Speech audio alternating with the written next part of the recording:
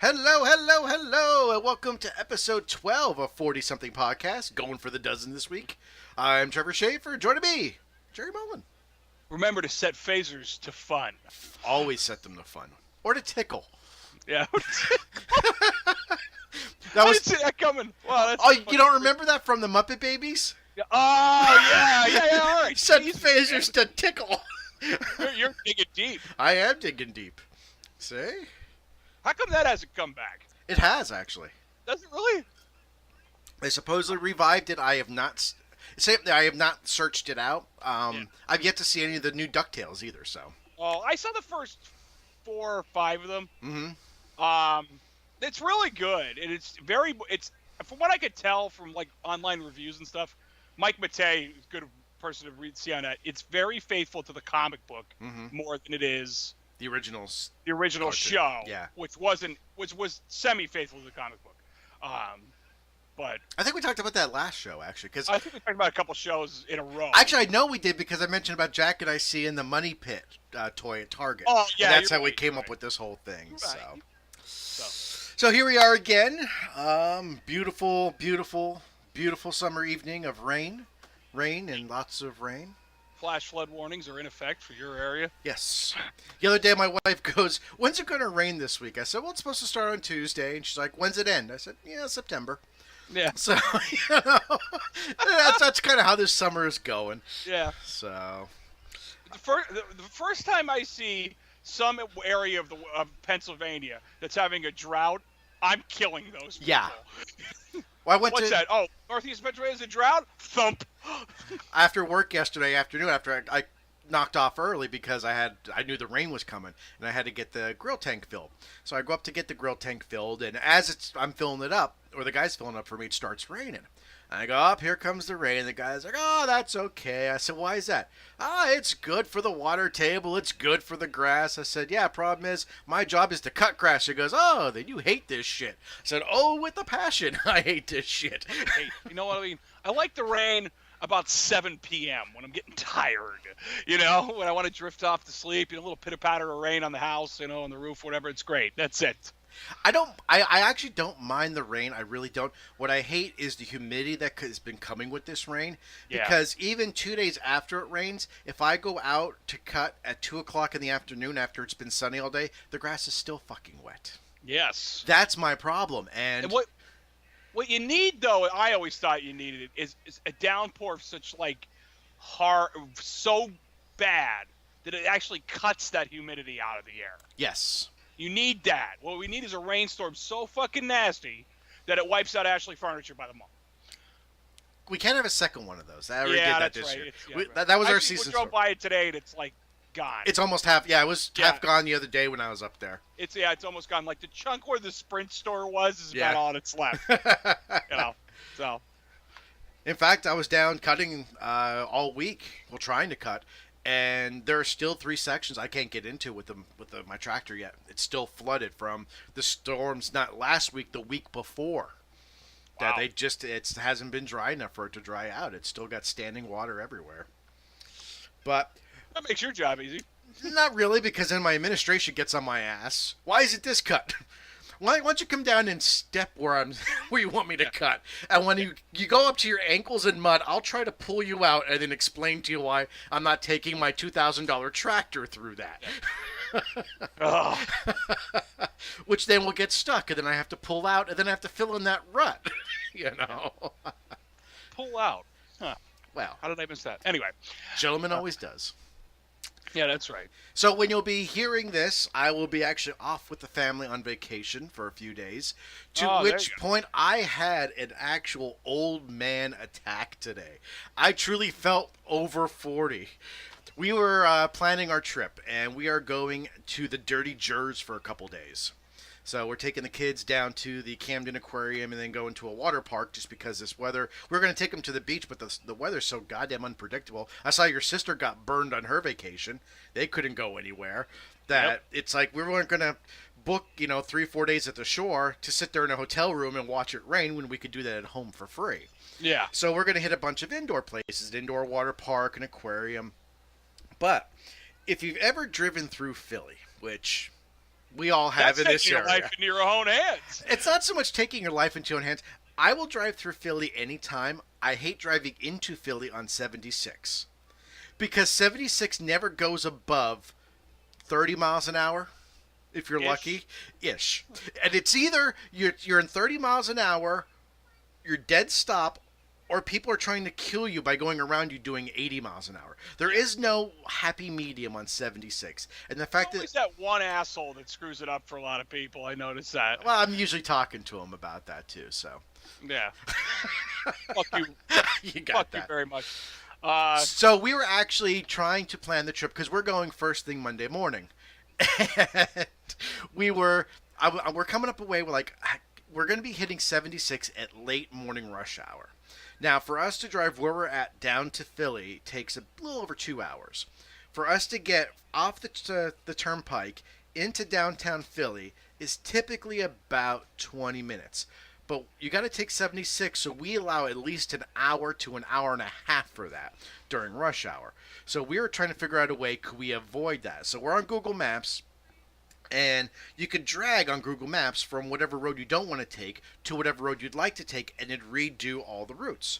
So we were coming up with a way that we could still take the turnpike down, straight shot, hop over onto the other side of Jersey, since we're going to Camden, which is right on the other side of the river from Philly, and just kind of do like a little shoehorn, come right back around to avoid 76. Got that figured out. It's actually going to be an extra 40 miles, and that's actually going to get us there quicker than it is going to be on 76, because it's going to be flowing traffic, not sitting in traffic. All I needed to find out was to calculate the tolls. I needed to find out what exits I was taking. And on Google Maps, they do not show you what exits are what on the map. Nope. And I freaked out. I'm like, whatever happened to good old paper maps where they showed you the exit number, they showed you what it was, they gave me the mile marker, and then my wife just looked at me and went, and I'm an old man now because I'm complaining about bringing back paper maps. Is MapQuest still a thing? MapQuest never should have been a thing. I don't know. I got some good directions out of MapQuest back in the day. MapQuest was always good until the last 2 miles, and then it pretty much went, you're on your own. We got you close enough. Look for the giant cow. Yeah. You know what I mean? Like, that's the shit you would find out. It's like Wikipedia. It's kind of fueled by people. Like, for someone to get to my house, they would say, okay, take Interstate 81, get off at exit blank, arrive at Trevor's house. Yeah. They would never give you that crucial in-between part where you're on the small little unlabeled street. Here, yeah. The street name. Uh-huh. Yeah. You know. So I have my vacation, what I'm sure is going to be one of many vacation old man complaints. Oh, yeah. Once I get to the water park, I'm sure they'll be like, Jesus Christ, what the hell are they doing over there? They call that a bathing suit, you know. Just get my old man on. Yeah, I never complain about that. Depends on what age they are. You're right. I don't need to see an 80-year-old man with a set of nut huggers on. No. But you don't want to see an 80-year-old woman with it on either. No, I don't want to see that either. As much as I love the female form. That's not female form anymore at that age. Yeah. Everything kind of looks the same. It's just a lot of wrinkles and hanging shit. And gravity. Yeah, gravity is taken over at that point. Yeah, it's. I remember one song. Night, honey. The one song. Hold on a sec. Good night, honey. The one song that says "Be surprised what passes" is a bathing suit. I remember hearing it. And I think about it, like my kids, I won't allow them to wear something that's too revealing. Yeah, I know that's good. I know that's the style. It is, and it's totally hypocritical of us to say stuff like that. It is, and I'm okay with that because it's our kids. This is my kids. Yeah. So I can be hypocritical all I want up until the point where it doesn't benefit me anymore. Or it does benefit me, depending on how you look at it. I mean, but, like bathing suits, if you look at them through the years, since we were kids, let's just say since we were teenagers, have dramatically changed. Oh, completely. Yeah. Actually, I just had to buy a new bathing suit. I tried on I have two bathing suits. My wife's like, you better try those on and make sure they fit. So I'm sure they pretty much fit. She goes, but does the elastic still work? And then I'm realizing I haven't bought bathing suits since my son was born, and he's going to be 9 this year. Yeah. That I buy one every about 4 years if I have to. Well, I was shocked. I actually not only found one, I actually found a whole bunch of swimsuits still at Target, which right now, August, normally you see winter coats as soon as you walk in. Yeah. So I was shocked to see bathing. They weren't Christmas music, you know? Yeah. Sadly, they weren't on sale, but they at least had bathing suits. Yeah, that's true. Well, you weren't going to get a deal and what you want. No, I would never get that. Yeah. So. But, yeah, I mean, a lot of that stuff's dramatically changed, and this is probably the strangest conversation we've had on this show up to date. But the show isn't over yet either. But I remember like when one-piece bathing suits for women were the thing when we were kids. Yeah. All the moms had them. I know every mother had them. Not only the moms, look at the swimsuit issues from back then. Back then, they were all the tight athletic one piece, the cutouts on the side. The bikini was around, but it wasn't.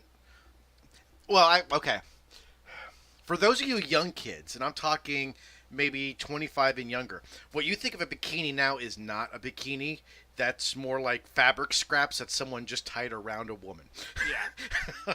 A proper bikini actually does cover a little bit more. String you pulled off your shirt a couple of years ago, that's got more material than most bathing suits. Well, that group you signed me up for on Facebook, that they show some of the. I'll use the term swimsuit very loosely, and I'm like, Jesus Christ, there's more material in my headphones right now, than there is holding that shit together. Yeah. Oh yeah, you know what I mean. And men's bathing suits are pretty much the goddamn same. Men's bathing suits, and I had this problem with 2 of them that I tried on. They're getting like skinny jeans. I'm not a skinny jeans dude. I am not a skinny jeans. I am nowhere close to a skinny jeans dude. But you put them on and they feel fine until you go to crouch down, and then all of a sudden half your ass is hanging out because there's no give in it. It just sticks to your legs. It's like I want some room. I want a little bit of an option here that I can lean down and get something without sticking my ass out of my suit. Well, remember, you're also on vacation, so who gives a fuck who sees you? And I'll be honest, most places I actually do wear underwear under my bathing suit if like going someplace like that because I want that extra filtration layer because I have no clue what the hell's in the water. Nah, I don't do. I never do that. Nah. I haven't done that ever in my life. No, I like the only time I wear underwear when I'm swimming is if I have just my jean shorts on, and it's like I gotta cool off. That was like old third shift days on my way home from work at like 3 o'clock in the morning. I'd stop at my sister's house and jump in the pool for 15 minutes, no matter what I was wearing. It was good. That was good times. The one thing hey, we're gonna get very personal here in a second, here, guys. So stay tuned. Yeah. The one nice thing about going to the beach is I don't have to take what my wife calls my nut deodorant, which is Wow. Yeah. Do you know what? TMI. You know what I'm talking about, don't you? Unfortunately. Yes. Because there's nothing more demeaning than putting that shit on before going into the ocean. But if you don't put it on, bad things happen after a couple hours. Things ferment. Not that things rub raw. Yeah. Yes. You need that layer of nice wax in between you and the elements. So the next topic. Anything else? No, I'm just kidding. So I saw Mission Impossible Fallout. How was it? It was probably... It was awesome. I can't even compare it. Ghost Protocol was good. And the last one, his name eludes me. I haven't seen any of them since 3, so you're not spoiling anything. So 4 was Ghost Protocol, 5 was something or other cliche name number 9, and then this one was Mission Impossible Fallout. But they're all like sort of connected from 4, 5, and 6. Mm-hmm. They have like an interweaving story going on there. But it was all action. And I'll tell you, man, you see Tom Cruise do some of the shit that he does, I'm surprised the man is still alive. He does like one of those Halo jumps. Oh, yeah. Which I had to look up. He did it 23 times before he got it right. Jesus. And then he did The one where I think he said he fractured his ankle or broke his ankle. He jumped from one building to another and caught himself and actually broke his ankle and then got up and kept running. Oh my God. Guy's die hard for his art, In Rogue Nation, that's the other one. Shit, I can't believe it took me that long to get it. Rogue Nation was the fifth one. But in Rogue, we'll go back to that one a minute. The Rogue Nation, they needed a scene where he would hold his breath for 5 minutes. Mm-hmm. He went to where the Navy SEALs trained to learn how to hold his breath for 6 minutes. Of course he did. Why not? That's Tom Cruise. That's the reason. But it was really good, really action-packed. A lot of the ridiculous Mission Impossible gadgets that you expect. Mm-hmm. Vin Rames is in it, which I liked. He hasn't been in them. He was in all of them, but not in an official capacity. He was only in them very little in the last couple. And Jeremy Renner, who has been in it since I think the end of the fourth one, wasn't in this one because he was doing the Avengers Infinity War 2. So whatever that's going to be called. Marvel cash grab number 75. But we'll see it in the theater. Not to go off on the subject of that, but when you said whatever they call it, I was listening to the CU podcast yesterday, and they said, Ian and Pat said the rumor that they heard was it's going to be called Avengers Endgame. And Pat goes, oh, fucking great. You saw how well that worked out for a Highlander. I drove 20 miles to see that film. Worst fucking night of my life. Yeah. I remember seeing that in a theater, and I went with Kelly and a friend of mine, Jeff, and two other friends of mine were going, but they got there a couple minutes after the film started, so they didn't want to miss anything. Mm-hmm. I should have told them they didn't miss anything. Yeah. I did later. And I remember my friend Jeff about 35 minutes into it goes, I'm going home. This sucks. But I'd already paid for it. I wasn't leaving. I saw that movie in the theater for free. A kid that worked for me at the time, he was a part-time projectionist at the theater. So he always said, if you ever want to see anything, just come on over on the nights I'm working. Small theater? No, this is the one up in Hazleton. This is when I was working for EB. And so one night after work, I'm like, I'm going to go over and watch Highlander. So went over. I said, hey, is Jamie working? He's like, yeah, he's upstairs. Go head up. So I went up to the projection booth, which we've never been in a projection booth. They're different now because there's not actual film, but back in the early 2000s when there still was film, it was really cool. And he goes, yeah, just go down to that theater. He goes, yeah, we'll start in I forget how long. Go enjoy it. I go down, watch it, come out. He's out there. He's like, so what'd you think about it? I said, Jamie, I want my money back. He goes, but you didn't pay anything. I said, yeah, and I still want my money back. Yeah. I said, that was horrible. And he's like, yeah, that's what everyone's pretty much saying. The last 15 minutes of edited fighting, that was pretty much the same scene every 3 minutes. That's pretty bad. Just what they did to Connor McLeod in that movie was just criminal. I know that, but you know what? I think they had plans of, Indiana Jones, so to speak, of passing the torch to Adrian Paul. Yeah, that went far. And that went far. Well, he got a sci-fi movie after that. Yeah, he did Highlander the Swords. Fucking kidding me? If Endgame wasn't bad enough, we wrote a movie where the immortals weren't fucking immortal anymore, And it was only on C-Fi, because that's how it's pronounced, I swear to God. Okay, wait, let's go back just 1 second. That's not the worst thing they ever did. The worst thing they did was they made a movie about immortals and then made a sequel saying they're not immortals. They're fucking aliens from the planet Zeist. You know what? This might be the third time on the show we brought up Zeist. Oh, come on. Growing Up Geek. If we had someone transcribe Growing Up Geek and then did a search for every mention of the word Zeist. Yeah. Come on. What's your wife doing? Oh, you kidding? When I said transcribe, she just walked in the room and just gave me that look of, don't go there, motherfucker. I'll break your knees. I'll kill you. Yes. That was, and we all know that look. Yeah. So. That's Medusa's stare. That's what I call it at my house. So this morning, I bought movie tickets for a movie, well, technically being shown next month for me and my son. You didn't buy tickets to Transformers, did you? I did. I was going to do it, too. I thought maybe me and you could go. That's okay, though. That's a father-son moment. Well, don't feel bad. I tried last night at 1 a.m. before I went to bed, and the site wasn't still up. It said it still will be available in the morning. Woke up this morning, went on. Over 3/4 of the theater was sold out already. Yeah. I had a hard time. There was only seats that were together, 2 seats. There was only 3 to choose from, for me and my son. So, Wow. but There's only one show, though, right? one show, the 27th of September at 7 p.m. Oh, And fuck. they're gonna have it's the remastered 20th anniversary that they're gonna show that same thing as the Blu-ray. They're gonna have a interview with Stan Bush in the beginning, and showing one of his recent performances of The Touch live. Which, if you've ever YouTubed those, you know that's going to be cringeworthy to be unbelieved. But the reason of course I have to go see it. The It's Touch is like Transformers. the epitome of 80s music. That style of music. Yes, that's what you're right. Yes. That style of music. But that's like the oh god, that song is like great and not at the same time. You could put that song right next to St. Elmo's Fire, and you could use either one of those 2 songs in almost every 80s movie. Yeah. I'll half-heartedly agree with that. I'll let that one go. So.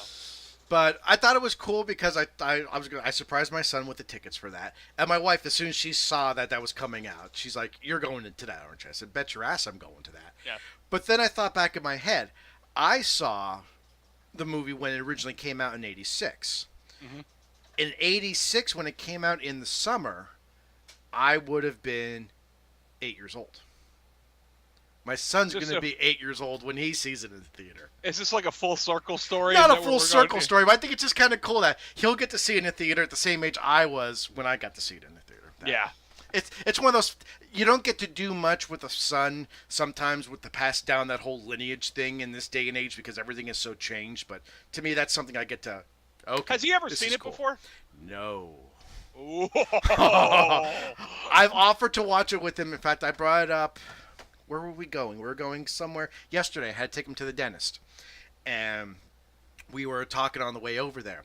And I just happened to casually mention, I said, "Hey, do you remember the Transformers animated movie, the old kind?" He's like, "Yes. Did you ever see that?" No, I know you said you wanted me to watch. I said, "Okay, And I just pretty much left it at that. And then this morning I told him we got tickets, and he gave me that. Plant the seed. Exactly. He had said, "I would never want to see that stupid shit." No. But then, he gave me the high five and everything. But it's like, I'm not telling him anything. He still knows Optimus Prime dies. And because we're talking... It's a childhood-destroying moment. It is a childhood-destroying moment. But we're talking 30-plus years later. I mean... He knows that there's more Transformers series. Back then, that was the only Transformers series we had. So there was only one Optimus. There was only one Megatron. We didn't know anything else. So it's not going to be as traumatic for him. There wasn't Beast Wars. Yeah, and Well, right now, Transformers Energon. Well, if you go on Netflix right now, there are 4 different versions of Transformers on there, including Rescue Bots, and each of my kids watches a different version. So when my daughter goes, "Daddy, I want to watch Transformers," I'll go, "No, not that one. That's right, you watch this version." Then my son will come in, "I want to watch my Transformers," and he'll put on a different version. It's like... There's only one. I agree. You and I agree. There's only one. Up until when Optimus died, and then it could stop. I was good with that. Which time, though? He dies technically twice. The first time. There's only one. The Optimus died once. Then when you had Rodimus Prime, that's the end of it. The fucking show sucked. Well, if you ever... Until Metroplex came out, that was pretty cool. Yes. Metroplex and Trypticon, and they went to the Headmasters, and then you had Fortress Maximus and Scorponok, I believe it was, right? Scorponok? Yes. And then they went all Headmaster shit. You remember the Transformers where they were trying to steal the eyes of Metroplex and Trypticon for Unicron? Yes. I remember that episode very, very vividly. Do you remember when Starscream came back? As a ghost? As a ghost, he reactivated a Unicron. And yeah. Yeah. So. The ghost of Starscream. Yep. Yeah. If you ever need those episodes, I happen to know a guy who knows a guy who happens to have a hard drive with those on there. Yeah, I'll let you know. I know a guy who knows a guy who knows a guy. So here's... Go ahead. No, go ahead. The other movie I seen this past week was Ocean's 8. Okay, How was that? 8, I have like 2 major problems with Ocean's 8. It was the same kind of heist story. It's always going to be. That's all it's about. Yeah. So spoiler alert, in effect for the next couple minute or two. First off, it was just like Ocean's 11, most of it, except it wasn't a casino, obviously. It was set in the Met. The second one is that Danny Ocean's dead in that. Really? Yeah. I found that that's why my brother wouldn't go see it. He wanted to see it when he was home. And then he goes, no, Danny Ocean's dead. I'm not fucking seeing it. That movie sucks. I'm like, well, I still want to see it. It's an Ocean's film, But overall, it was pretty good. I mean, it was Oceans with women. Yeah. It really was. And there was a lot of hot women in it. There are a lot of hot women in that. Yeah, Sandra Bullock's in it, and who always looks good. And, the rest of it doesn't even matter. That wacko that Johnny Depp's married to is in that. What the hell's her name? She was in Harry Potter, too, I think. Maybe that's not his wife. I don't know. No, I'll say, because his wife, they divorced. Oh, maybe that's who it was. What the hell? Are you thinking about Kate Blanchett? No, not her. Hold on. Because there's Rihanna, Anne Hathaway. Anne Hathaway. And then there's that Mindy girl, and I don't know of anybody else. Oh no, that's not it. Maybe that wasn't his wife. I guess I was wrong. It was the one. You've seen all the Harry Potters, right? Yeah. The wacko woman that was Helena Bonham Carter. Yeah, her. She played there. She was always with Tim Burton. Oh, that's who it was. Yeah. I'm sorry. Tim Burton and Johnny Depp, they're kind of the same person. Yeah, they really are. But she played a character, and plenty other ones, and it was very Oceansy. There was the computer expert, and obviously Sandra Bullock's character. I can't remember her name now. That's really fucking bad. But she was like the mastermind, and she had a Rusty Ryan kind of character, Brad Pitt's character in the film. A second in command, kind of speak, and there was one lady who was their fence, and it went on and on. They were all the same, samey characters. Obviously, there's a few less, but and they referenced stuff in the other Ocean's films. Really? There was a lot of music too that was very oceany, I should say. I don't know, if it but it's related to the other films. But exactly wasn't either. But overall, it was a fun thing to watch. But when you put it up against like just Ocean's 11, yeah, you can't hold it. Back on the Sinatra one, because the Sinatra one's in a different league. But you're talking the Pitt and Clooney one. The more modern one. Yeah. It just doesn't hold up. Nothing does. Nothing can hold that. I mean, that is a modern classic automatically when it came out. I mean, that was They great. could have made 50 of them. No. The second one was okay. The third one was bad, and after that, I was glad. I like the third one better than the second one. Really? The third one was just too unbelievable with the whole hologram shit and with Eddie Izzard. And... Unbelievable was them using the fucking lighters to flip the dice. That was unbelievable. Okay. The hologram thing I might be able to buy into a little better in this day and age. The first one was... And I can't believe I'm going to use this term. The first Ocean's 11 was the first Ocean's movie was the most realistic. And I can't believe I'm using that word regarding that movie. Regarding a heist film. Vegas. Let's be Mythbusters. It was the most plausible. Yes. Yeah, there was a lot of, like, real-world things in it. Yes. You know what I mean? Yes. In terms of most things, except for the whole making explosives that look like diamonds or whatever it was. That might be fake. I don't know. And then, yeah, that's about it. My always part with Oceans is it's my only grief with the film is they leave shit behind wherever they go, and nobody picks up on the fact that this shit is here. Like, I don't know. Or how come like nobody caught on that the two brothers were like about 8 different characters in the film? If you watch it, the Wally brothers, they were like the guards for Saul, and they were like the bus boys, and they were the drivers, and they were all these other characters. And I'm like, nobody caught on that these two guys were all over the fucking place in this very well managed casino. I don't know, but I will never take anything away from them. And then the second one, I like them all, but it definitely goes first, third, second in terms of good. I can't believe we don't kind of meet up on the third one, but I guess everybody's got their own opinion. Yeah. I'm not saying they're bad films by any chance. To me, the third one was the weakest. I think they just threw too much into there. Yeah.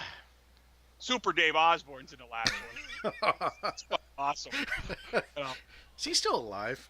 Yes, he is. Is he? He's actually one of Jerry Seinfeld's good friends. Oh, really? He's on that show with that Comedians in Cars coffee show that I like. He's on there a few times with him. But he's got a weird voice. It's almost like he was like fucking kicked in the throat too many times as a child. And it's like, you know, I don't know. But I haven't seen any other like new movies. Like I have some more I'd like to watch this week, but no, I haven't watched any new movies in a while. The last day of vacation we're leaving open that we may take the kids to go see a movie that they've been wanting to see the new Jurassic Park. Like my daughter really wants to see it, but I hesitate taking a 3-year-old to a Jurassic Park movie still. yes. So I don't know what we're going to do there. That's like when I took Kate to see the original Guardians of the Galaxy. I thought this will be colorful and bright. She'll get all into it, and she didn't. Yeah. So. I mean, she did great during it. You know, The Incredibles 2, but that's made for a kid. That I think. That's bright. You know? You see a 60-foot T-Rex screaming at you through 7.1 surround sound, and suddenly it's not so cute anymore. Right. You've seen The Incredibles 2 now. I'm surprised people were getting seizures on that one scene. Oh my God! Yeah. That's bad. Yeah. There were times I was sitting in the theater. I've seen it twice now, and I was sitting in the theater when I saw it in the movie theater because I saw it in the drive-in with the kids. And let me think about it. And I was sitting there and I was like, oh my God, I think I'm going to fucking pass out. What is this? Well, they actually had seizure warnings on the doors of the theater when we went to see it. Oh, yeah? Yeah. I didn't notice that. Yeah. When you saw it in the theater, did they have that video at the beginning Oh, apologizing? yeah. That was great. Motherfuckers, that took too long to make. You make 3 Toy Stories, but not a fucking sequel to one of the best. And Incredibles is one of their better films. Yes. Yeah. It's... Well, it's kind of like Shrek. It's like their version of Shrek. It's great for kids, but the humor is there for the kids, but it goes another level for the adults. Yeah. And a lot of it in the second one. There's a ton of it. Oh, the mother's home now doing all the shit. She's working. But not only that, my sister and I were talking about it too. I mean, she had her first kid when the first one came out, but I didn't have any kids when the first one came out. You didn't have any kids when the first one came out. Now that we have that, they threw all those parenting jokes for us who saw it the first time without kids. Now that we're the parents, that all the parenting jokes with Jack, that's like, I get that now. Yeah. I got that now. When did they change math? I got that. It's like... Oh, man, that hit home hard for me. Yeah. Why did they change math? But I like also the fact that there's no time difference in between the films. No, it's right where the last one. Right where it left off. Yeah. All those years apart, obviously, but yeah, that movie's good. That was one of my top 10 of the year, if not probably after Infinity War. I have to rewatch that. So I've seen it 3 times now. Well, I saw the first one. Remember, I told you we couldn't get, so I saw a cam copy. So now that it's out, I want to see a real copy and actually enjoy it, not the shitty ass quality. Yeah. So, the one I am looking forward to coming out. It's not coming out. What's already been in theaters, but in the 7th, which is 5 days. Well, we're recording this on the 3rd, so 5 days from now, the director's cut, the uncut version of Deadpool 2. Yes. Oh yes. It's funny. I was just watching our Shazam episode, and I just hit that part where we said it. Yep. That's gonna be fun. Yeah. Man. Cable in that movie. I fucking loved him in that. I wonder if there's gonna be more of him in that. I wonder if. Well, I mean, they put them together in the comics because they were both failing. Mm-hmm. So they thought if they put them together, it would be like, almost like the Odd Couple. And that's really what it is. Yeah. Because Cable's such a straight soldier, and Deadpool's a fucking moron with, that's invulnerable. So, but that's why that's kind of why they were in comics together, because they were both kind of flopping out, and then they said, well, if we put them together, maybe it'll be something. And it didn't work either, but,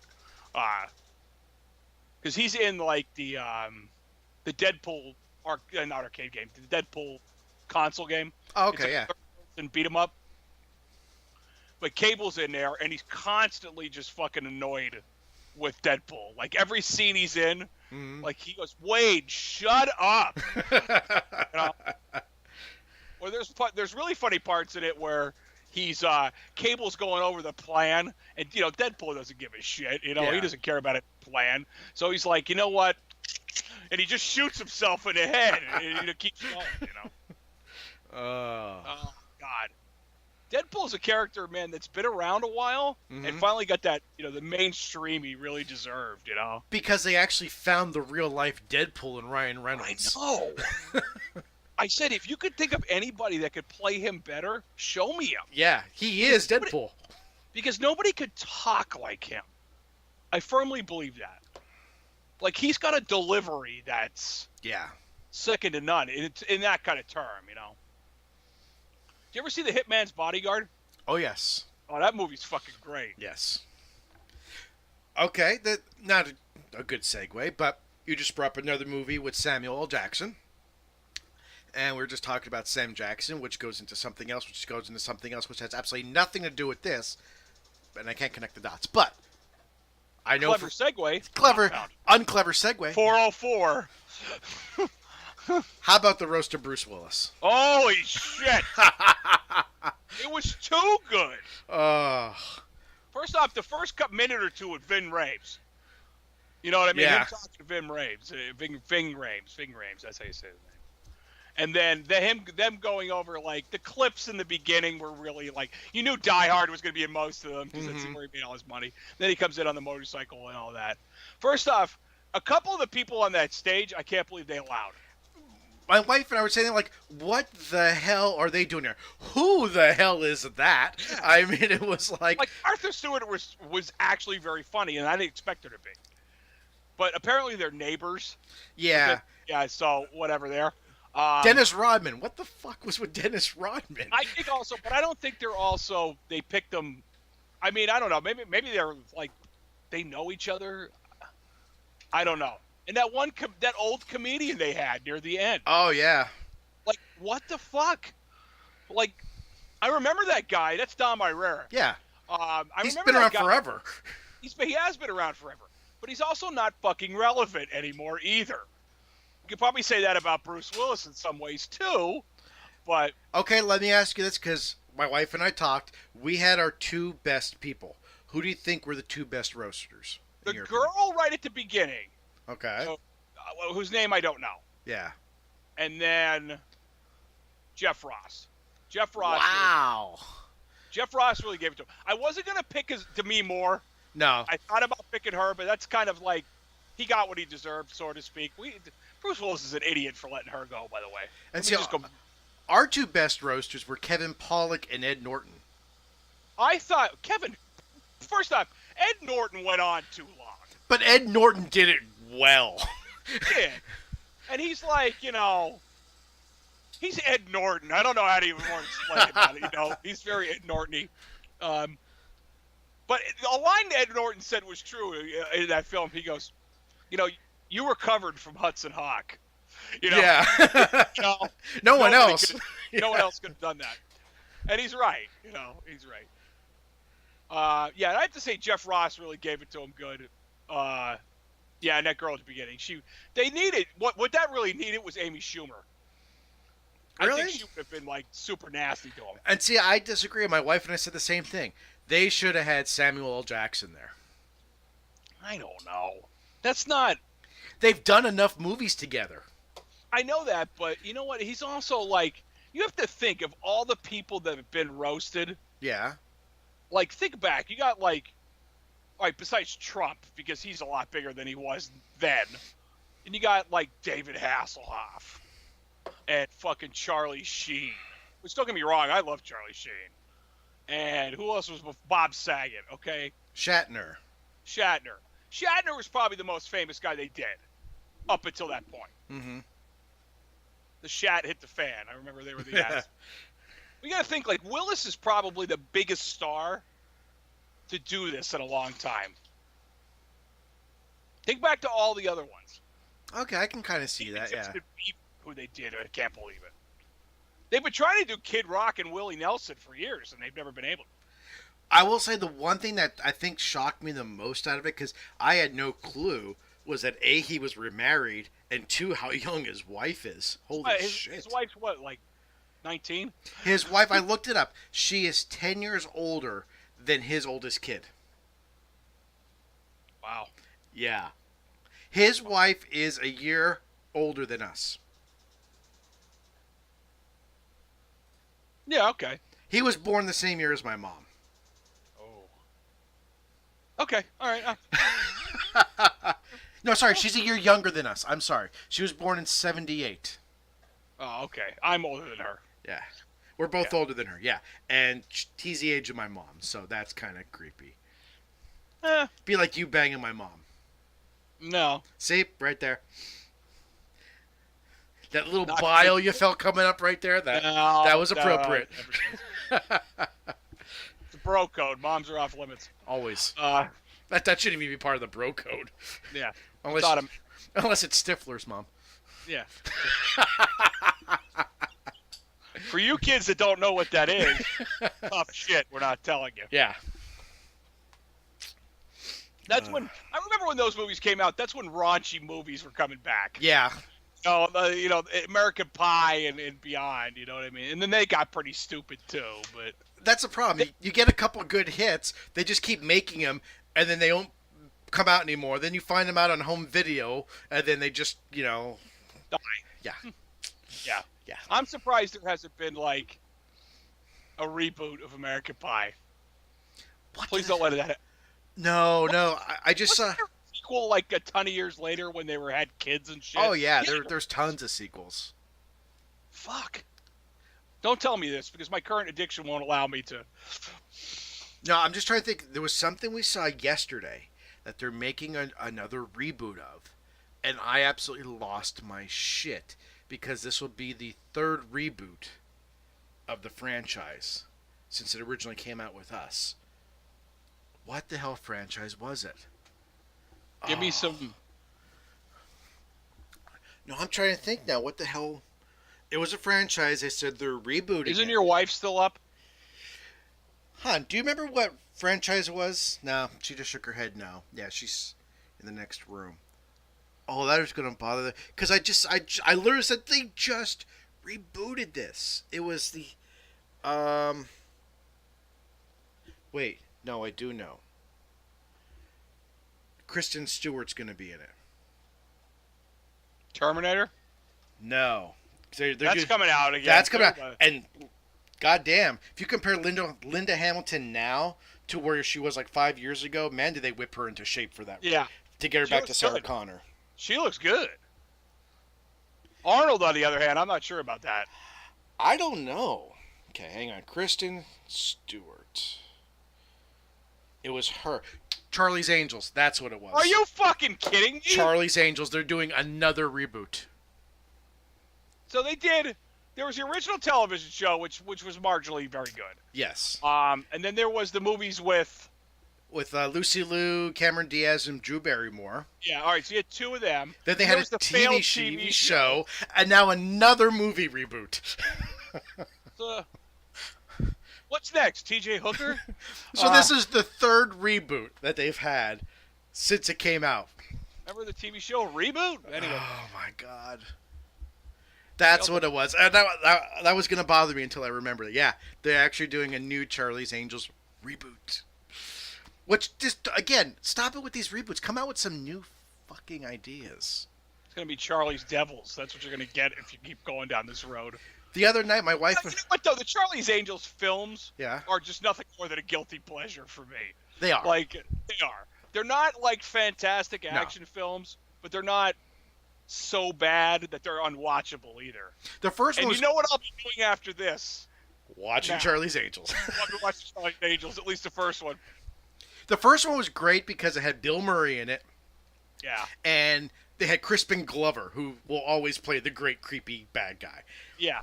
When you need somebody that's truly fucking odd, yeah, Glover's there for you. You know? He's the only idiot I knew who wrote himself out of a perfectly good franchise, Back to the Future, because he wasn't getting paid enough.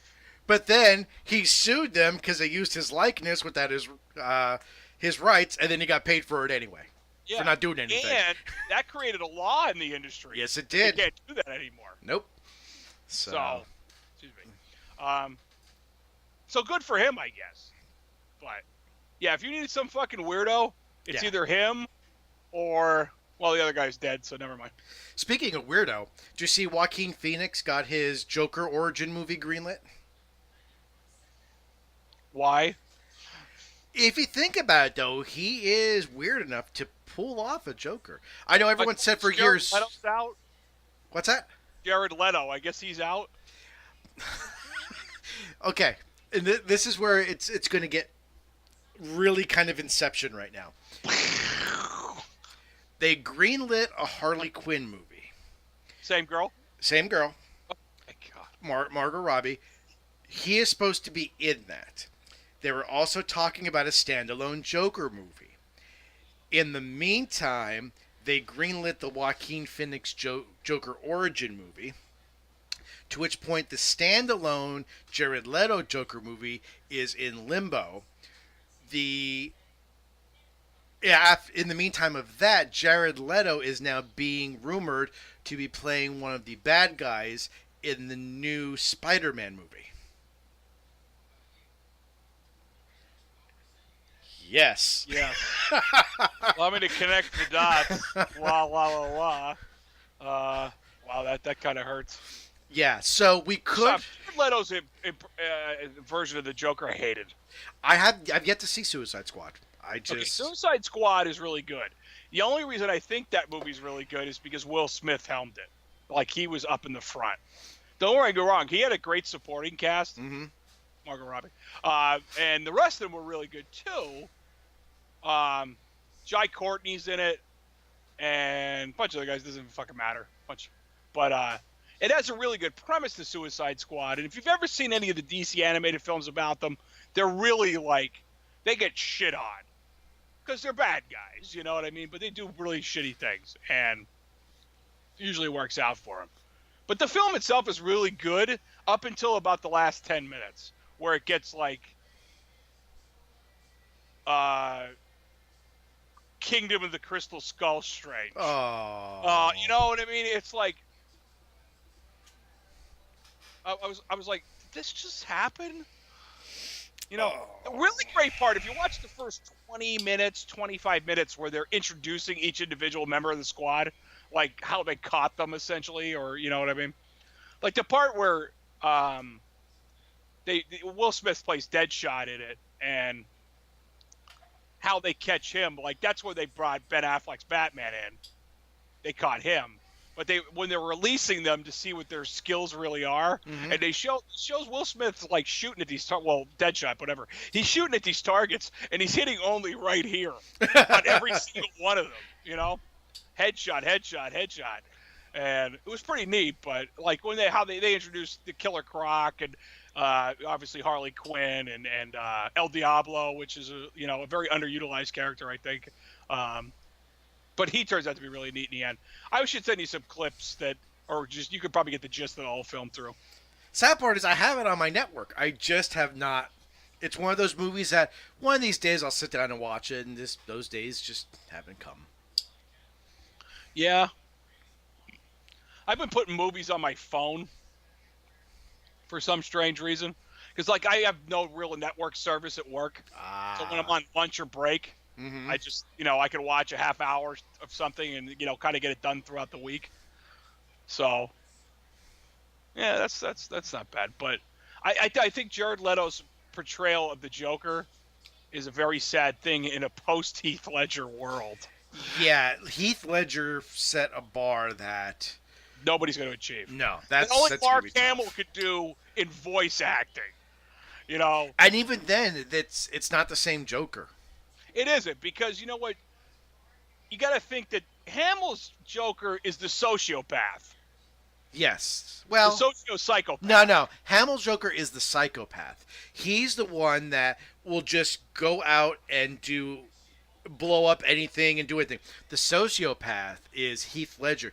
He's the one that just wants chaos for chaos. Yeah, I always considered his Joker, the anarchist. Yes. He really was. You know what I mean? He's the one, like Alfred says, some men just want to watch the world burn, and that was Heath Ledger. He didn't care about consequences. He didn't care if he died. The Joker, deep down, like in the Mark Hamill's, yes, there were times where he got beat by Batman. He's like, "You got me, Bats." Heath Ledger's Joker never backed down from anything. He didn't care. Just so you guys know, Trev really does love Batman more than he loves his family. Yeah. Yeah, okay, just so you know. You knew he was really the anarchist when he burned all that money. Yes. That was like the point where you went, holy fuck. Yep. That was his money. He didn't care. He didn't want the money. He just wanted to prove a point. He could get done what he said he could get done with his rules. And then I mean, look what I did with a few bullets and a couple gallons of gasoline. Christ, not only that, I mean, they sewed a cell phone with a bomb into a guy's stomach just to get it into the police precinct. That's someone who has no moral code at all. No. And that's beautiful about that. Yeah. And, you know, like, if you go back to the Jack Nicholson Joker, he was more of the looking for a laugh. Yeah. He was still nuts. That was close to what Mark Hamill does with the Joker. Yeah. Very close. Yeah. He was still like a psychopath. Yeah. But he was happy, so to speak, to do this kind of shit. Yeah. Yeah. He went ridiculous. Like the gun with the boxing glove that blows up the TV, boom, goes into the TV, shit like that. Redoing the paintings of the museum. And which is a really great scene in the film. You'll never hear Heath Ledger go, "Where does he get all those wonderful toys?" Yeah, and that's probably one of his best lines. Or I like the part where he's shooting his boss.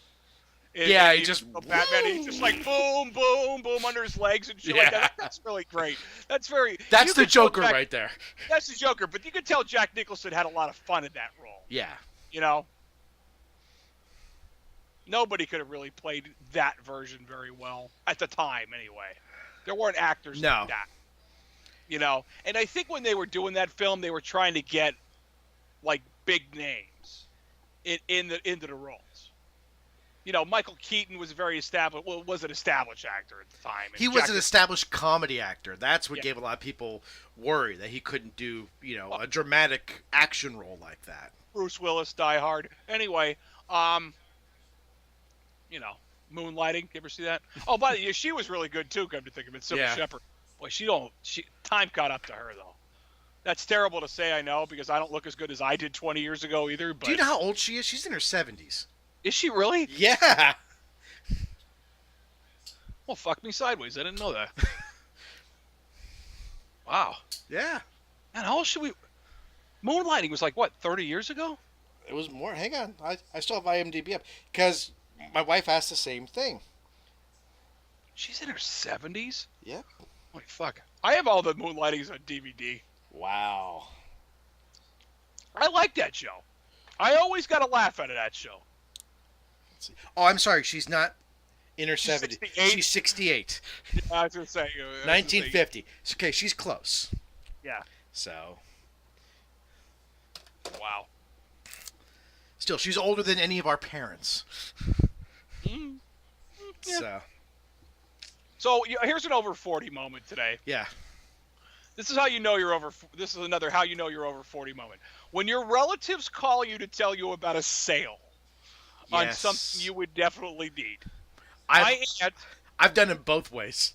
Yeah, I've called people too. Yeah. In fact, I'll tell you how this is how this story ends. My aunt calls me at 6:00 and says, "Jer, there is a farmer's market stand up by the mall, by that that gas station on the corner before you hit the highway. It was an Amish one, which that doesn't mean anything, but that's who was running it. Then they're giving you a box about that, about that big by that big. All you could fill with fruits and vegetables, fresh shit, $15. Damn. I ran up there at fucking warp speed. We're on the Enterprise, by the way. That was good. I tried my best. Nice. Yeah, it was very and we filled up, man. We got. I was picking up shit that I've never had, like yellow plums. You ever see a yellow plum? Yeah. I never saw one before. And nectarines and peaches and all that, and a bunch of vegetables and shit. And then Kelly goes to me. She goes, "Well, I'm gonna get these peppers for the guinea pig," and I'm like, "How about for the people? Yeah. People food first, They make a whole store for guinea pig food. Yeah. Well, you're supposed to like them. You're supposed to. No, I understand that, but we give the hamster scraps. Yeah, is what we give him. We don't buy food specifically for him at the grocery store. So, I'll get back to it in a sec. Like Malakari's, you ever go there? I don't know if you go there or not. I like that. No, I went there once for ice cream with the kids when it was at the old shitty location. That was it. So the new one, but a lot of times if they have like, especially peppers that are like just about on the way out, sell them dirt cheap. Like for a dime, you get like a little styrofoam container full of them. You know what I mean? Well, he can eat that. Yeah. For a dime, I almost throw the whole thing in for him, except I'm afraid it would go bad in there. So anyway, like a good 40 and over person, back to the other story, I called my mother-in-law. Hey, fresh vegetables, blah, blah, blah. So we pull up, and she pulls up right behind us. So, yeah, they had a lot of nice stuff there. You know what I mean? A lot of good vegetables. Like, I'm telling you, there were onions as big as a fucking softball, or better. Damn. Tomatoes just as big as that. Watermelons, if you could fit them in the box. I didn't get any, though, because I'm picky about watermelon, kind of personally. I like to, I don't know. This is just the thing. And everything under the sun. So there, like a smart person, I thought, I've been meaning to go to Sam's Club. I like the fact that my oldest daughter is old enough now to stay home by herself for, an hour. I can't wait for that age. I no more than an hour. Yeah. That's what I do. I got the dog here. He wouldn't let anybody. He barely lets us in the house, Anyway, so I'm like, I got to go to Sam's Club. I want to get these waters that we're drinking because we're drinking these. I've talked about them. Those Nestle flavored waters that we're drinking here. They sell them at fucking Sam's Club. 32 of them for $8. 2-pack. Well, I'm buying 6 for $2 when I pick them up, and I'm like, that's enough of this. Yeah. So my mother-in-law goes, hey, I got to go to Sam's Club. You want to go with me? I'm like, see you, Kel.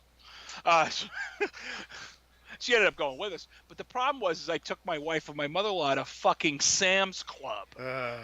Walked around and around and around.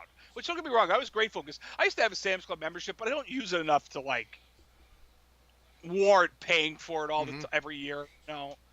My kids aren't in diapers and formula anymore. That's when it was really useful. Also, I go there for everything. We get our waffles there, our Pop-Tarts, water for the kids for school. I mean, because we get the little bottles of water for Jack. You get, I think, 80 of them for $7, and they last 3 months. I know, you can't beat that. Yeah. That's what I said to my mother while we were there. It's like buying in bulk has its advantages. Yes. Depending on what it is. And you know what they have there that's really good too? Is they have the frozen dinners. They have lasagnas. I mean, a big 8x10 tray lasagna for $15. You can't buy the ingredients for $15 to make an 8x10 tray. That we pick up that shit. I'm trying to get myself more into seafood. I'm trying to grow up a little, and since I have a sugar issue, I'm trying to just explore food, And I can't eat too much fruit, believe it or not. That's not really good for me either. Well, there's a lot of sugar in fruit. Yeah, there's a ton of sugar in it, So I'm walking by and they sell fucking X amount of pounds of jumbo shrimp frozen, for $20 or whatever it is, And I'm thinking to myself, that's a really great deal and all, but I could get this almost the same thing from Red Lobster and they're fresh. Believe that or not. I don't know if I believe. I believe when you get something like that, anyway. Well, they're flash frozen is what they are, and I would much rather have something that's frozen in my hand that I could see. Okay, it's frozen. As I'm thawing it, how does it smell? Because once you cook something, you could cook something that's rotten and cover it up with enough butter that you'll never know. That's why I don't trust seafood restaurants all the time. These were peel and eats. These weren't But however you want it. I like that. I like that. But I know the bag you're talking about. We get that usually around New Year's Eve. We get a bag of that for New Year's Eve and make up the sauces and stuff like that. Yeah. But I want to do I think this might be the first year where I don't do anything for New Year's Eve. I think I'm just going to stay home this year. Oh, we always stay home. We never go out. Well, I usually go to the mother-in-law's for a couple hours, and then maybe me and Kelly will stop at somebody's party for an hour and then go home, you know? But this year I'm getting a fucking 12-pack of Corona Extra. There you go. Then I'm sitting in front of the TV and I'm watching, you know, Dick Clark's Rockin' New Year's Eve with whatever. Not Dick Clark. Not Dick Clark. With Ryan Seacrest. And his name sounds like a fucking bar soap if anybody did. So, yeah, so it's like over 40, like I found the virtue of sales and Sam's Club. Like, that's my kids are older. I've had a Sam's Club membership since the early 2000s, and I love it. Yeah, I had one around 2008, and I probably had it up until like 2 years ago. And we just stopped kind of going, you know what I mean? It was like, I don't know. My daughter loves going there because, well, now that she'll be in preschool, but every Monday after payday, we do our Sam's Club run in the morning, where we would get stuff for 2 weeks. We get, was always waffles, Pop-Tarts, granola bar? Granola bars were once a month. Water was once every 3 months. Because that's what we use for the kids' lunches. Chicken piccata. They have chicken piccata frozen dinners there for like $12. It's amazing because you can't buy the artichokes you need with the chicken for that price, let alone already pre-made. And then paper towels. I'll go there and I'll get the big pack of their generic paper towels, and that lasts like a month, which... You know, with kids, that you're talking like 35 rolls of towels because you go through at least one roll of paper towels a day with kids. Your kids are younger though. We don't. The only time I have spills in this house. Are you? Sorry, that was a knock on wood moment. As you go, oh! I also check my cup and it's empty. So, is when I have my cousin's stepdaughter over. Like she's like 5. But now I have a cup with a locking top back in the house just for her. Here you go, Bella. Yeah. You know? So I have the kids that still have no clue. Like, I got, for vacation, I did the old man thing. Went on Amazon, I needed a new pair of sandals. Ordered 2 pairs of sandals, completely knowing I'm sending back at least one, if not both pairs, because I didn't want to go to a store when I could have the shit come to me and just ship it right back. So, one of the pair was really nice, the other one wasn't. Pack it up. Literally, as I'm done packing up the pair that goes back, she comes in with a purple ice pop, dripping all over my brand new sandals, staining them instantly with purple.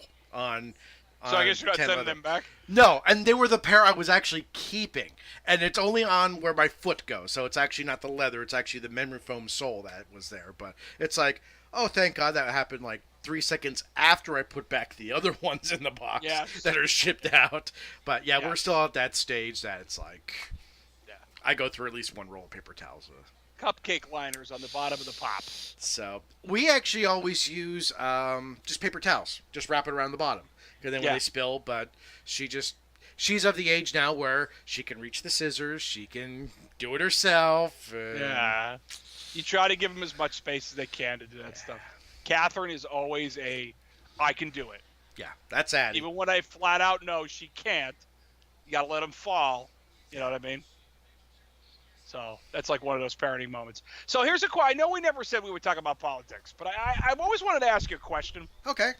Okay, because it comes up with, we had a visitor in town here in Wilkes-Barre this week. Yes, we did. Visitor. Big visitor. President of the United States was here yesterday. Yesterday. But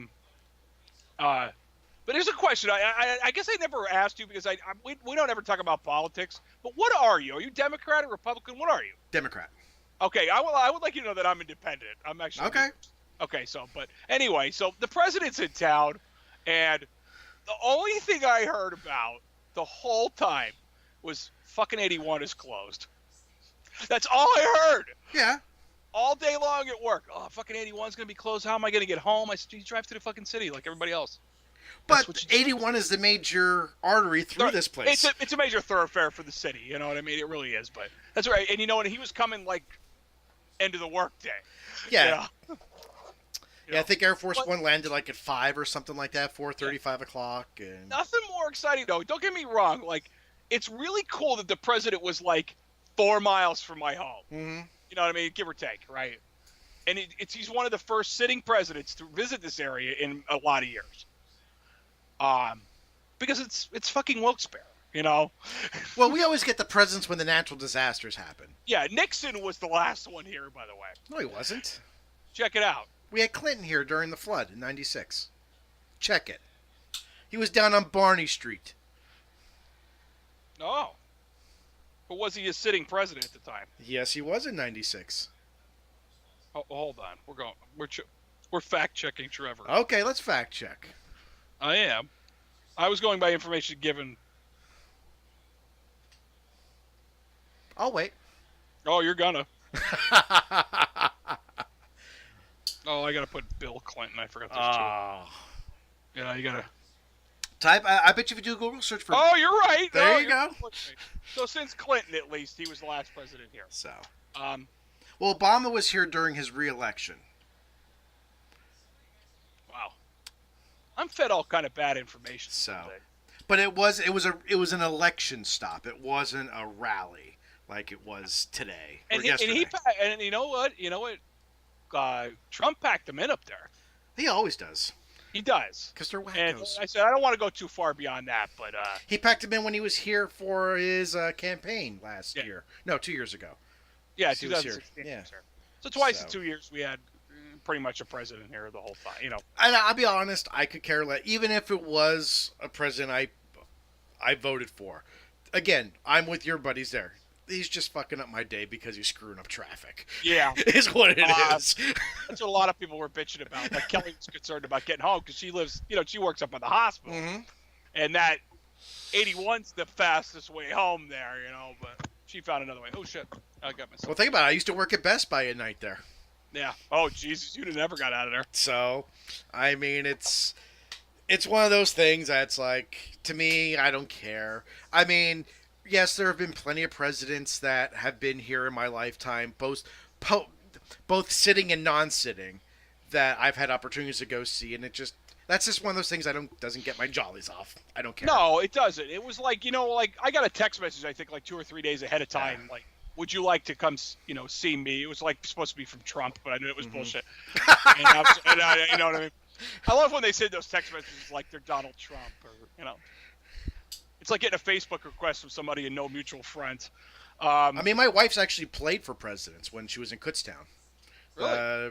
The second Trump, W, was there, and she actually played for him. So, which I said, how was that? Well, this is after we started dating. It was right around the time that we started dating that happened.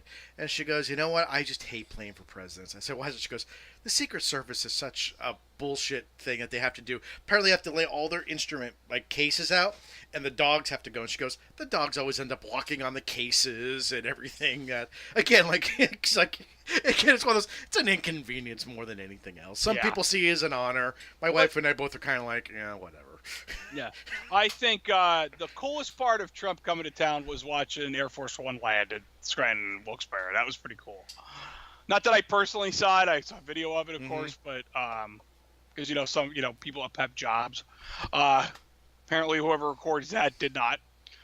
But it was pretty neat to see it land, and you saw the C-17 land with all this shit on it first, like all the vehicles, and and then they rolled out the tank, also known as the limo. Yeah. But it was weird to watch it land. Like, it wasn't weird, but it was like the back entrance to it, or the back door of it, however you want to say it. It was like all the Secret Service guys and the Marines come, flooding out of it. And then they open up the front door, and it's like 2 Marines come out, and then he walks out. I found that kind of odd. You know what I mean? Oh, come on. The Secret Service has snipers everywhere before that plane gets within 20 miles of the airport. Yeah. They were looking for that guy that was causing havoc. Yeah. That dude, too. But I was pretty neat. I find that was like, I wish I could have taken one of the kids up there so they could see. Mm-hmm. No, I mean, I told him, I said, you're never going to meet him. I said, it would be very rare if you get the shot to meet him. But I said, at least you could see a sitting U.S. president. So maybe someday we'll get another shot. I'm sure he'll come back here for support, Because, boy, we love us some Trump around this area for some reason. Oh, God. See, I don't love or hate the president. I said this to my mother and my wife. I said I don't really love or hate him. I'm of more of what it comes from, and I hate to use the term, but I'm American. I said I stand behind the president of the United States, good or bad. They all sucked or were good at one point or another, but I stand behind the United States president. So I'm just a little different. So that's it. Politics are over. We'll never do that again. Okay, I just wanted to ask you what you were, so I felt why not do it here. Yeah. So there's that. Yeah. What else? So, hey, I did something odd, and I know you're going to find this odd. So, last week my wife kicked me out of the house and told me to go do something for the day because I was stuck in the house for days with it raining and couldn't work. So, I went game hunting. And I did two things. Game chasing? Game chasing. That's how game chasing go. So, ended up, I found a place I never even heard of before just by driving past it. There's actually a video game store over in Exeter that it's a little hole in the wall. I just happened to drive past it. It was a dud, but it's cool to find places like that. Found the old game station, found where they're at now over in Old Forge, and very nice new building. They fucking moved far. Yeah, beautiful building. You and I got to go. It's huge inside. Very nice. Okay. Went to a couple other new and old spots, but I bought two games. I think I ended up buying like 6 games, but 2 games in particular. Oh, excuse me. Mm-hmm. And I paid the same price for both. I paid $3 for each game. One game is a PlayStation 1 game that I already have on emulation. But I bought it because the emulation controls play differently than on actual hardware. So I found it odd that I would spend $3 on a game just for the authentic control scheme. And then I spent $3 on another game that I will never be able to play. I bought it for pure nostalgia value because it is an online-only game for the PlayStation 2. Oh, well, the first one's loaded. Well, you know what the games are. Yeah, the first one was loaded. I told you all about this. And the second one was EverQuest Online Adventures. I'm surprised you had to pay $3 for EverQuest. They can't do anything with that. They can't. It was complete, though. Oh, okay. So it had it had everything. I mean, the manual is huge, and you very rarely find it because most people don't take them in. They just throw them away because they're worth nothing. So it's actually kind of rare to find one, believe it or not. So, okay. Yeah. So I found it odd that I always said I'm only going to collect for the systems that I don't emulate and or games that I have a fondness for. And I have a fondness for EverQuest, but it's a game that I will put in the PlayStation 2 one day and just see if anything comes up. I did some research online, and there's a couple hacks out there that you actually can create a single-person server. They're working on this whole thing where you can't play with anybody, but you can at least walk around the world. But like Loaded, for $3, when I play it on the RetroPie, first of all, the analog sticks with the RetroPie, if you've ever tried it, are hit and miss sometimes. Sometimes they work well, sometimes they don't. And Loaded, depends on how well you set them up ahead of time. Yeah. I found that. And Loaded, even though it was an original big box title without the analog sticks, later on when they did come out with the analog stick version, that's the one I got. To me, it plays beautifully with analog stick rather than just the D-pad. It's like a twin stick shooter. Yeah. Yeah, that's basically what it is then. I just found it odd because I did pick up a couple games I've been looking at that were a little more than I usually pay, but I pulled the trigger on those eventually. That just to blow $3 on a game that I know I'll never play, and another game that I'll probably play 2 or 3 times, it just changed the way I looked at things. Collecting wise, that I wasn't collecting. I don't collect to complete a collection per se. I collect for Dreamcast. One day, my ultimate goal would be to have a complete Dreamcast collection. That's never going to happen. Now with the price, the price of some of the games like Mars Matrix, where, just finding the disc alone is $150. Yeah. And yeah, although there is I believe it's the second or third rarest Dreamcast game I actually own. So that's always one of those that, Because my wife looked at me one day. She goes, "What are you doing?" I said, "I have that game upstairs." And she looks at me. She goes, "And why aren't you selling that?" It's like, because it's a Dreamcast game. But it's one of those things that. Well, it's obviously not Soul Calibur. No, it's called Project Justice. Oh, okay. And it's one of those goals that I know I'll probably never reach for the Dreamcast. But you know me, that's my system, and the games are getting harder and harder to find sometimes.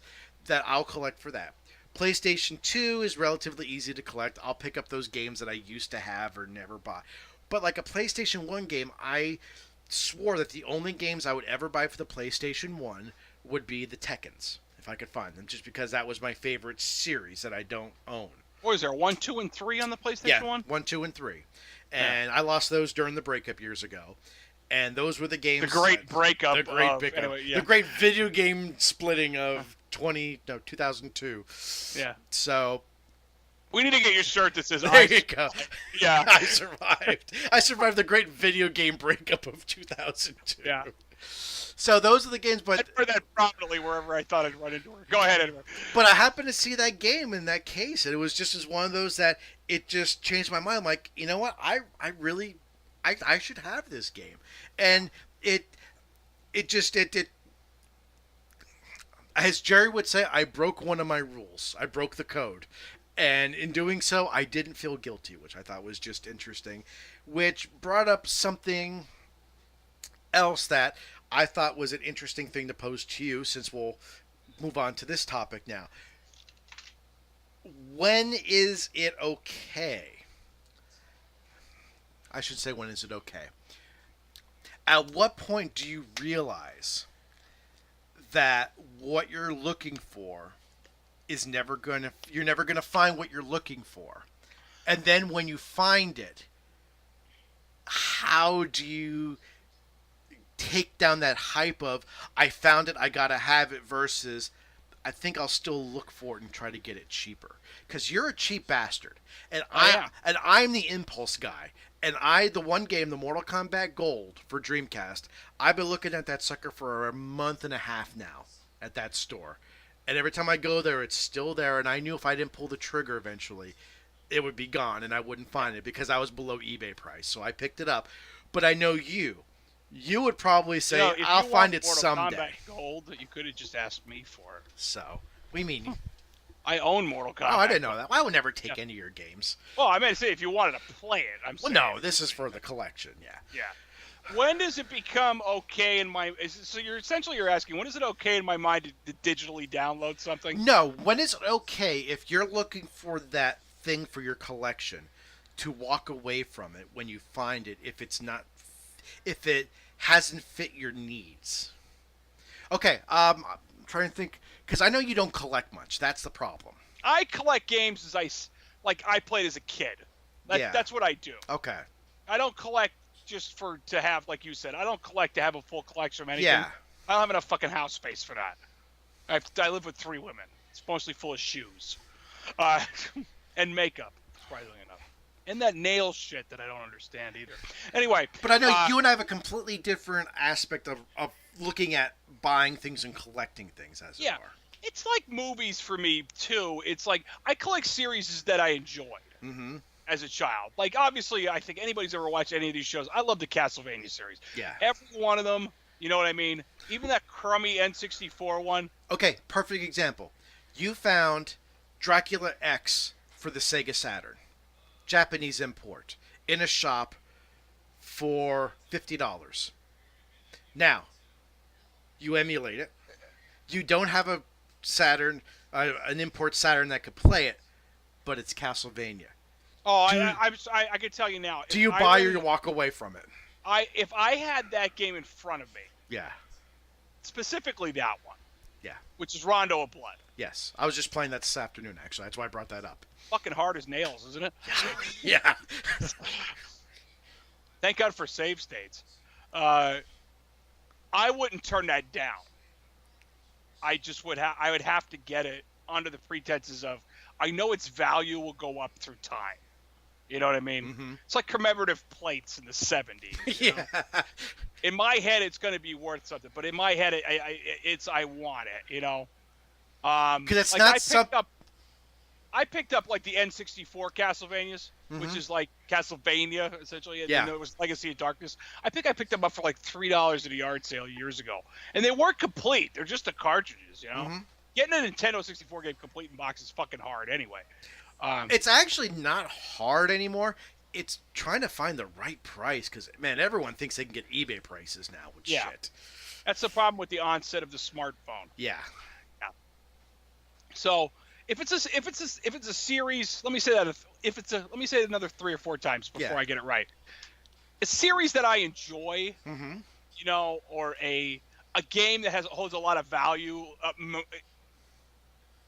personal value to me, like memories that me and you had from playing games, is back in our day, and Loaded is one of them. Which I'm surprised I've never tried to pick up. Now that you've brought it up to me a little bit. That game's fucking weird. And that's actually the only other reason I own a legit copy of Twisted Metal 2 is because of the memory you and I have. Oh my god, yeah. Of that game. I purchased Twisted Metal 2 a couple of times in my life. The original purchase, probably I had to buy it again because the disc, fell apart or whatever. And then I remember getting it on the PS3. I remember I got it for like $2 on a sale. Nice. Well, they have like a PS1, throwback sale or whatever. And then obviously I've emulated it many times just for the nostalgia factor. Because remember we were trying to get it where we could emulate it and play versus battles. Yes. We were trying to figure that out, but I don't think it's ever going to work.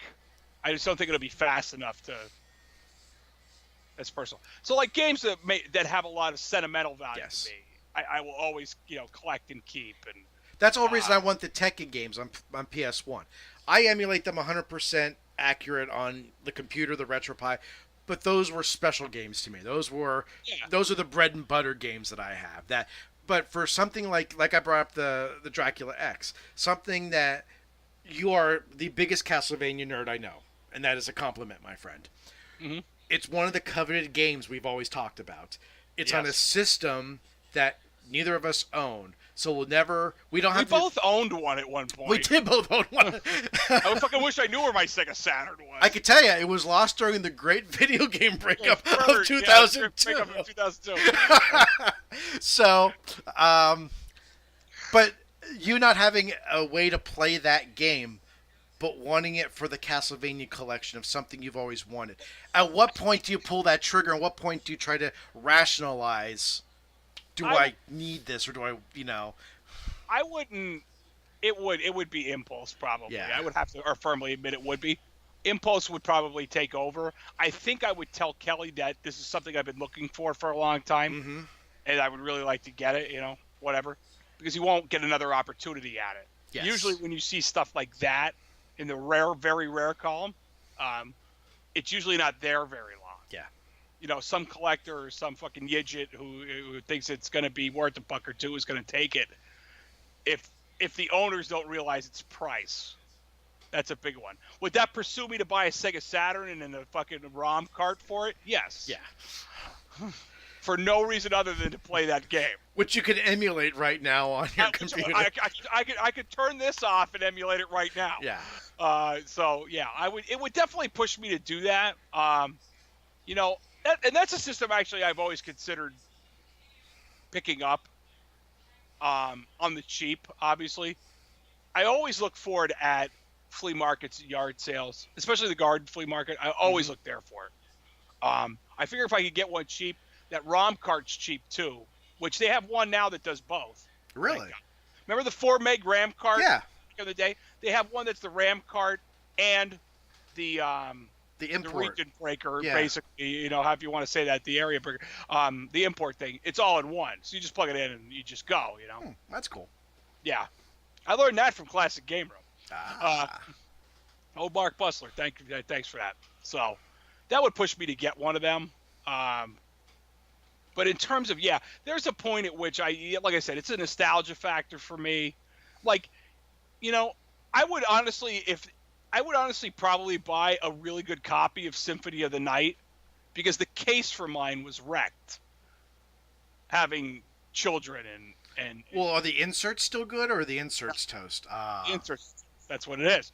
So next time I see one in the wild, I will pick it up. Even if it's just the case and the inserts, I would buy that because then I can marry it up with a disc I already have. Do you know that game still goes for about $30? I've seen it about 15. Yeah, that's a good price for that. Yeah, that's only the game, though. Oh, so I've seen it complete in case with everything, usually around $30. They're still asking for that. Yeah. And I'll wait till I get it cheap. You know what I mean? If I have to buy it with the game to get a good case for it, then I would do that, Yeah.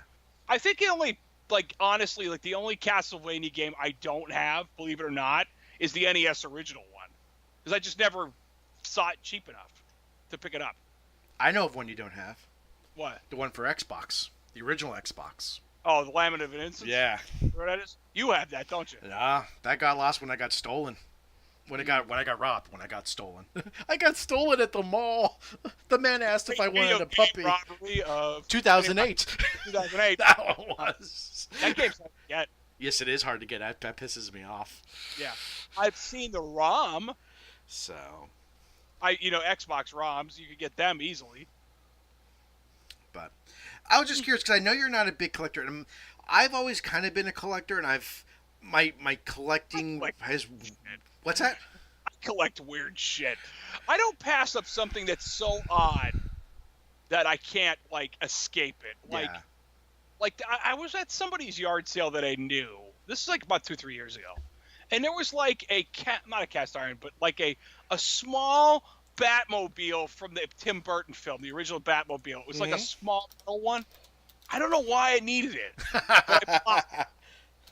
And it came with a Lego Batman figurine. She goes, well, if you want this Lego Batman thing, you can have it with the car. And I was like, well, whatever, I'll put it together, But it was Batman in the blue. You know what I mean? That color. Almost the Adam West colors, But, excuse me. I don't know why I buy that stuff, you know what I mean? And I'm always looking for, I always like to go to yard sales. You don't find them that often, but swords and shit. I don't know why I would pick. If I see one that's really well priced, I buy it. Like that one I keep behind my door upstairs. I bought that cheap. Don't people in this house get tired? Apparently not. Around gets tired. I'm tired, but what are you looking up? I was just curious. When we were talking about games, I was actually just going through my PlayStation games the other day, and I forgot that I still had that copy of the original version of Dragon Ball GT Final Bout. Holy fuck, that's worth money. So I was just curious what it was worth. I'm just trying to look up. How the fuck did you get that? Did you buy that by mistake? Or was that from the great video game breakup of 2008? No, that actually came through. A kid actually traded in an electronics boutique when I was working there. He didn't know what it was worth? Didn't know what it was worth. It was literally in mint condition. And as he traded, I looked at my boss. I said, don't even fucking touch it. I said, that's mine. Yeah. That's a rare fucking game to get. I remember renting that. Completed items. That sucker still goes for... Holy shit. Well, I'm dying now. Hang on. Completed... Sold items. I'm sorry. I want sold, not completed. I'm like, holy shit, it's going for a lot. That was sold. That's still not bad. It's still going... Holy shit, a factory sealed version. Just went back in May for $525. Mine's not factory sealed. Open one just sold July 31st for $61. Oh, so it's really not. It used to be at least 120 was the minimum. Mm-hmm. So, but yeah. How about look up? What are you looking on eBay? Yeah, looking up eBay and on sold auctions. So. I'm losing my... Oh, here, I put my phone. I'm losing my fucking mind. I thought I lost my phone. Because somewhere down the road, I do want to eventually pick up another... This will be my... Well, technically only my second N64. Because I would like actual... I have a physical copy of... Star Wars Rogue Squadron that I would eventually like a physical copy of Mario 64 that. It's funny how I hoard things. I still have 3 brand new, sealed, never been opened N64 controllers upstairs. I have a still sealed N64 memory card. I just knocked over the box today looking or getting a suitcase for vacation. I still have, I think, 7 brand new sealed VMUs for the Dreamcast. I knew that you were going to say that. Still got those. Yeah. What's that Xbox Castlevania game called? Fuck. Hang on. Curse of Darkness? No. Xbox Castlevania. I think that is Curse of Darkness. It's got a weird... No. Castlevania Xbox. We'll just type in Xbox game because Xbox had to go and fuck everything up with the Xbox One because the Xbox was the Xbox One. Now the Xbox One isn't the Xbox One. Harmony of Despair. Harmony of Despair. Well, that doesn't come up in the fucking timeline. Oh, wait, no, that's 360. Omitted that. Okay. We'll look Is it Harmony of Dissonance? No, that's for the Game Boy. Tell you what, let's look this up after the show. Let's end this show. I don't think people need to hear us looking up shit on eBay. Yeah. So. Actually, we're right at the hour and a half mark, which is our butter mark. So. Yeah. Yeah, I think we should probably cut this off now. Yeah. Please remember to like and subscribe and sponsor us. Yes. You don't get quality material like this for free, even though technically you do. We'll still make it whether you sponsor us or not because, well. Yeah. Well, but we would really like a sponsor. No, I can't do it anymore. We will not say no to any sponsor. Yeah. Well. No.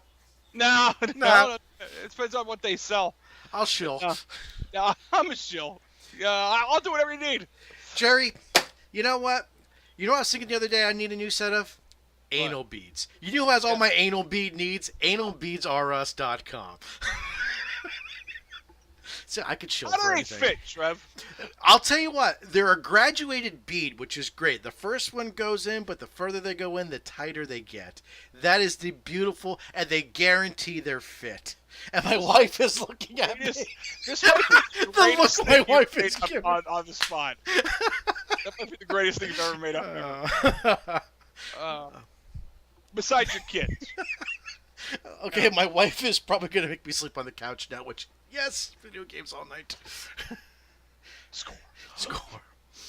Okay, like Jerry said, sponsor us, like us, love us, rate us, subscribe. Hey, hate mail us. We'll take whatever you want. Seriously. Yeah. Just let me know you're watching the show. So. Okay, Jer. Well, in 2 weeks, this will be actually our last show before the kids go back to school. Yeah. Last show of the summer. Yeah. Yeah. Summer is over. Fuck. Yes, it is. What did I do this summer? Oh, worked. Yeah, me too. Yeah. I went to work. I came home. Rinse and repeat. So. Okay, buddy. Thanks for joining me. Thank you. Guys, take care. Be good. Stay dry if you're in Pennsylvania. Yeah. Which is impossible. It is impossible. So, okay, guys. See you in 2 weeks. Later.